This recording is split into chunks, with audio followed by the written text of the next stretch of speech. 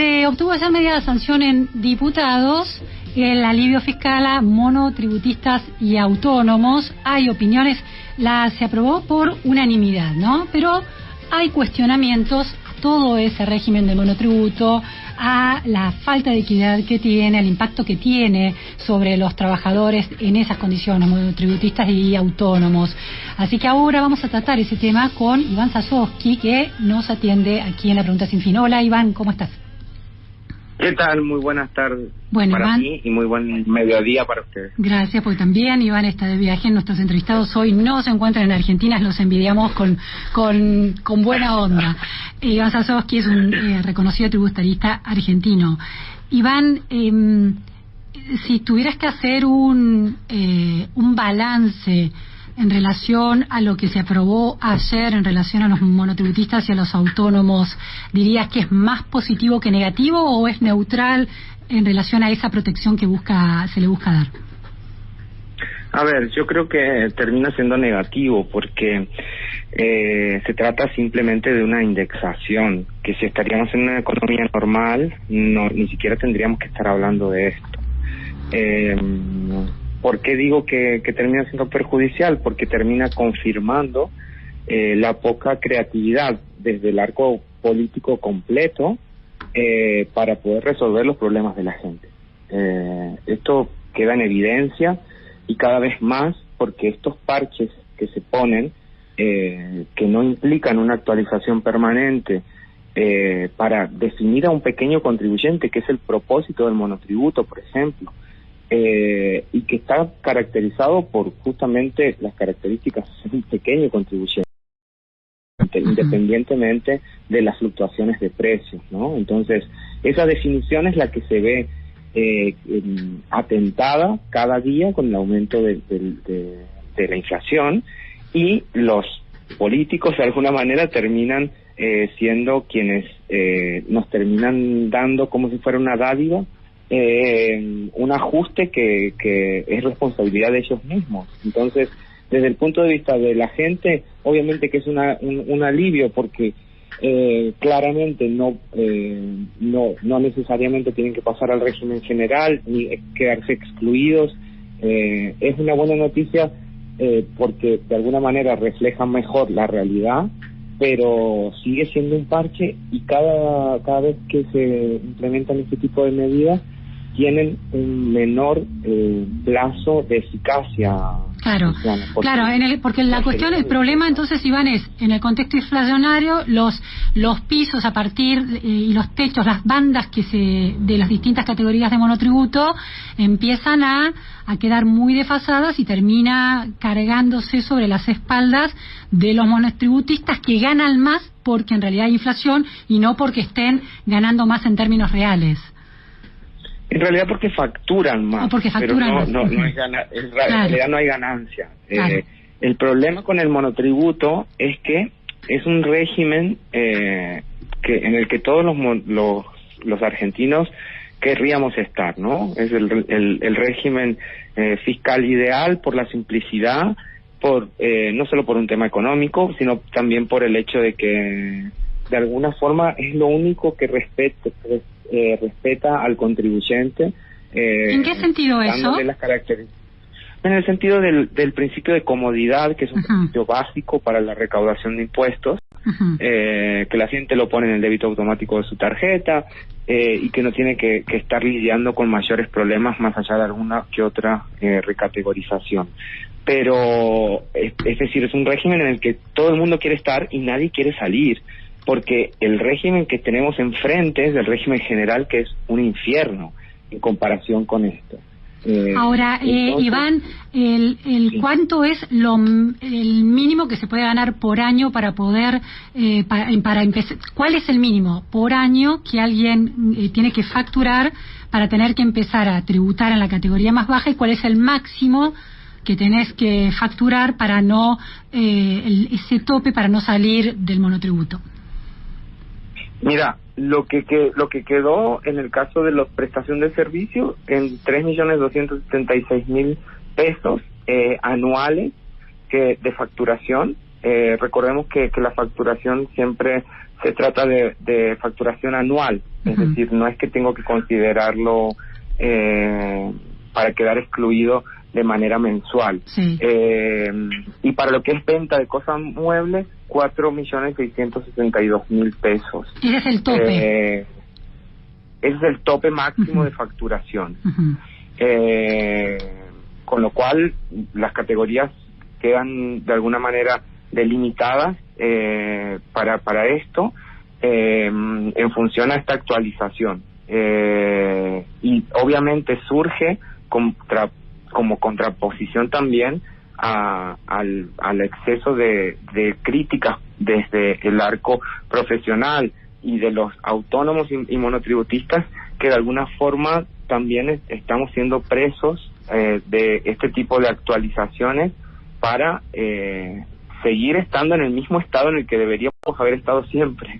Es eso lo que resulta, no entiendo eso, porque lo que vos señalabas también es que esta idea de que el Congreso cada tanto tiene que ir corrigiendo esos pisos del monotributo y esos topes, terminan resultando casi una concesión que hace la política, una dádiva que le da a los monotributistas, cuando una ley podría resolverlo, una ley que corrigiera esos topes de manera regular.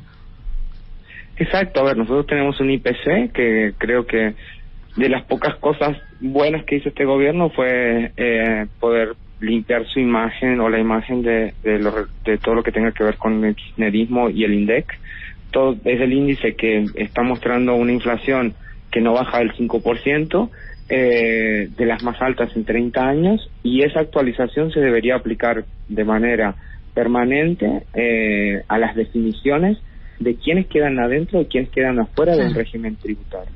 Es la mínima seguridad jurídica que uno deberíamos estar exigiendo. Claro, tener un trabajador que está trabajando en estas condiciones, un profesional, sabe que cada tantos meses se va a actualizar y puede tener una certidumbre de ese tipo, es decir, cómo va a ir funcionando la carga impositiva que le pesa con una regularidad previsible. Exacto, porque si no, Luciana, lo que queda es la informalidad. Y nosotros, el gran problema que tenemos en materia de impuestos es que quienes estamos en blanco soportamos el peso que nos corresponde como contribuyentes por nuestras obligaciones, y el doble, es decir, tenemos que pagar el doble de lo que nos correspondería si todos aportaríamos al Estado. Es decir, estamos aportando una vez más lo que nos correspondería, porque el 50% como mínimo de la economía está en informalidad. Entonces, ese peso es imposible de mantenerlo sin reglas claras, y sobre todo en un contexto tan difícil. A mí lo que más me sorprende es la desconexión que hay entre los políticos y el día a día de la calle. Hay mucha gente que decidió inscribirse en el monotributo para llevar sus cosas en regla, para no tener ningún tipo de problema, por recomendación de sus profesionales contadores, y de repente se encuentran con una inflación que supera cualquier tipo de previsión que haya existido. Claro. Entonces, una persona que la pudieran haber despedido y que el monotributo sea su salvación para poder hacer un emprendimiento y estar regular ante el fisco, decide caer en la informalidad, porque y ese contribuyente no vuelve más. Iván, mira, tengo un dato de la fuente es la Fundación Libertad y Progreso, que sostiene que en 24 años el valor tope para el monotributo cayó 85% frente a la inflación. Sí. ¿Coincidís con esa curva? Sí, es decir, suena totalmente lógico. ¿Eso qué quiere decir? Que como los valores máximos son de facturación, no tiene en cuenta la inflación específica del sector.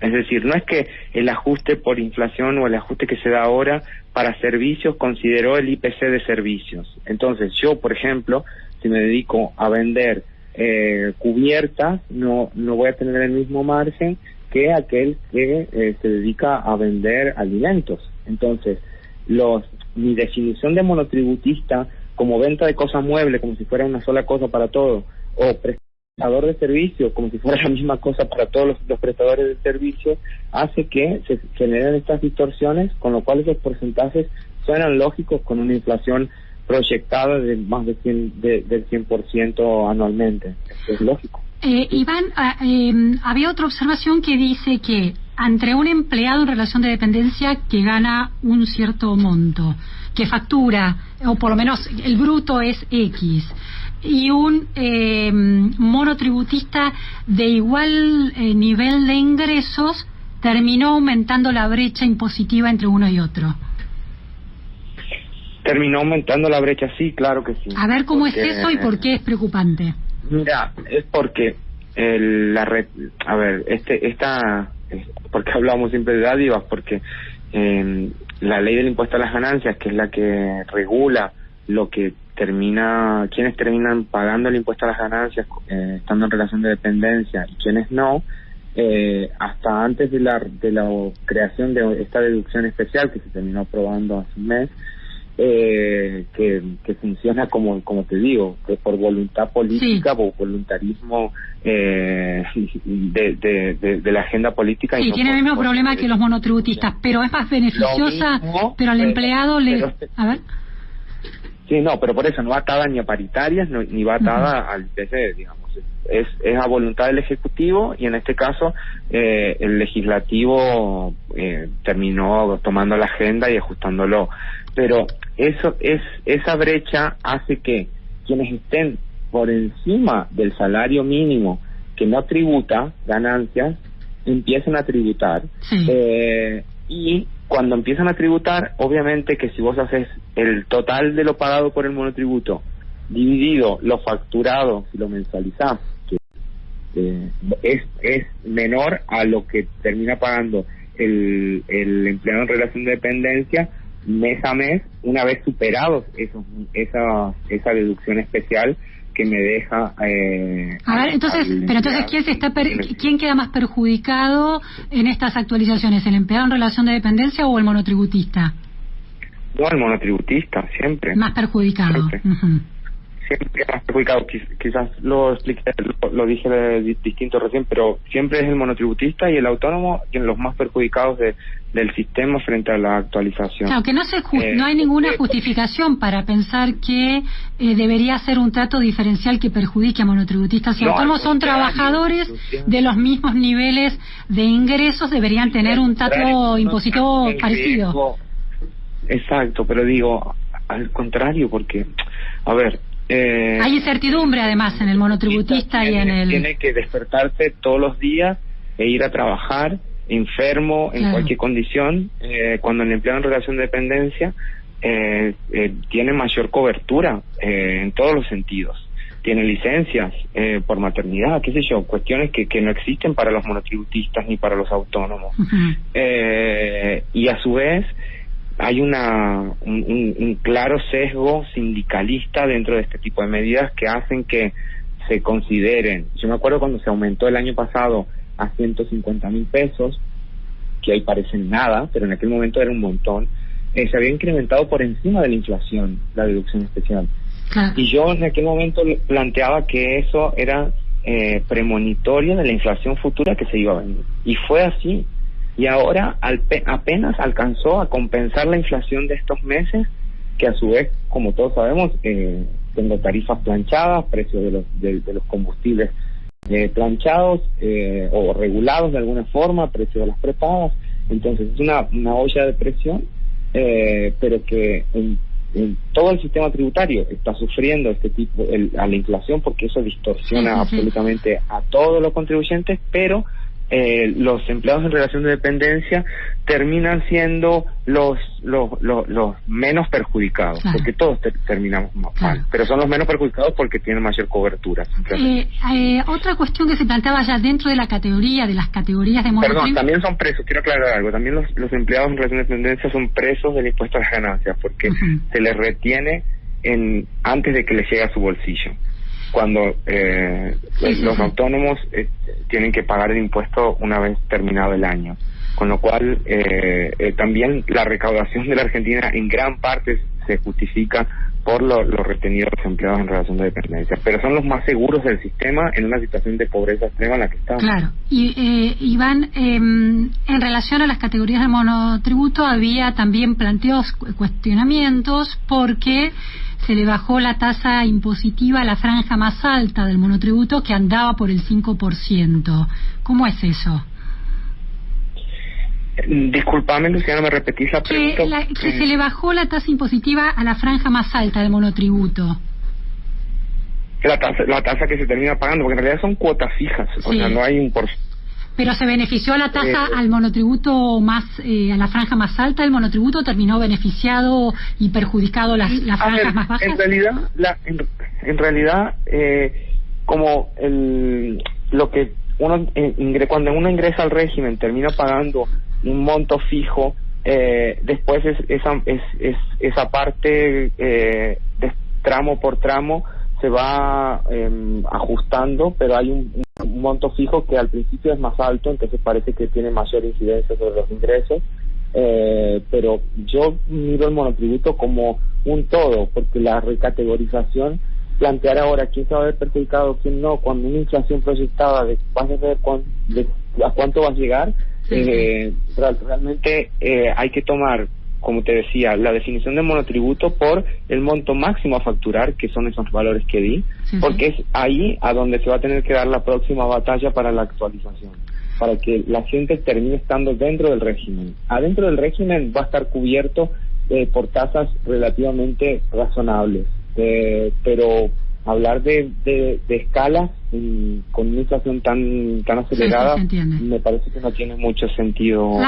La última cuestión, Iván, en esta idea de que el monotributo es un régimen ordenado, como planteabas, y desburocratizado de alguna manera, que en ese sentido es ideal, te doy una mirada crítica desde otro costado del monotributo, de la diputada Romina del Pla, ¿no?, del Partido Obrero Frente de Izquierda de los Trabajadores, que dice el monotributo es un fraude laboral sostenido por todos los gobiernos.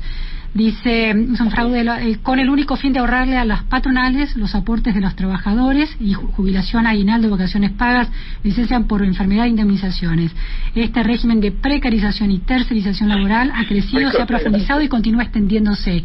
¿Cuánto de real hay? Coincido en todo con ella, pero lo que no coincido es que no hay patronal, es el propio Estado el que contrata los monotributos. Para eso inventó Menem en los 90, para no pagar los aportes jubilatorios de los contratos que tienen cada uno de los diputados, que tienen 30 asesores que están bajo el régimen del monotributo. Pero no solo el Estado, también hay empresas que... Para la patronal. O sea, pero la patronal es el Estado y empresas que tienen un staff de gente que es monotributista también. Exacto. Bueno, es que todos son monotributistas, Luciana, yo te lo puedo contar porque, o sea, pregunta cada uno de los contratos de locación de servicios que tienen cada uno de los gobiernos a nivel municipal, a nivel provincial, a nivel nacional, son con monotributistas. No, está bien, pero Iván, más allá de las contrataciones del Estado, está bien lo que señalás, el Estado es el primer informalizador de la economía, pero también hay empresas que muchas veces tienen a empleados que trabajan... No se puede eso. Pero sucede. Pero sucede. Pero...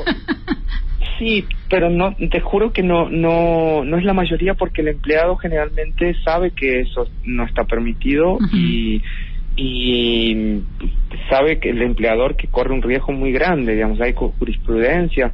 Que un empleado le pueda hacer un juicio al Estado por ser monotributista nunca pasó, pero sí hay de empleados que le hicieron juicio a empresas y que salieron a favor del empleado, con lo cual, de verdad, es mucho menos común eso, claro. Que el empleado decidan estar en negro, eso sí puede ser una realidad porque es la mitad del país que funciona de esta forma, claro. Pero que una empresa contrate a un empleado a través del monotributo, eso es solo para, y te lo digo con conocimiento, porque además nosotros no solo de nuestros clientes, sino que uno charla con colegas y el problema de los monotributistas no es un problema para las empresas. O sea, que el monotributo y la precarización tiene que ver con un empleador que es el Estado en sus distintos niveles. Claro, y de hecho, si te fijas, yo creo que ahora no lo tengo presente, pero hay alrededor de, 6 millones de monotributistas de los cuales no está discriminado por sector del Estado. Pero de esos 6, 4 creo que son del Estado. Impresionante. Del Estado. Muy interesante. Por eso digo, comparto mucho lo que dijo la diputada. El tema es que son ¿Y quién es la patronal? Es el mismo Estado, sí. Muy interesante, Iván Sasovsky. Quiero decirte una cosita más. Sí. Fijémonos en los próximos días cuánto les aumentan a los contratados del Estado, porque seguramente sea en proporción a lo que ajustaron ahora por las escalas. Entiendo. Para que sea más lineal todavía el razonamiento, pero bien. Aguante la diputada Pla con ese planteo. Comparto. Muy bien. Muchas gracias, Iván Sasovsky. Un placer para mí charlar siempre con vos, Luciana. Un abrazo. Que tengan una muy buena tarde.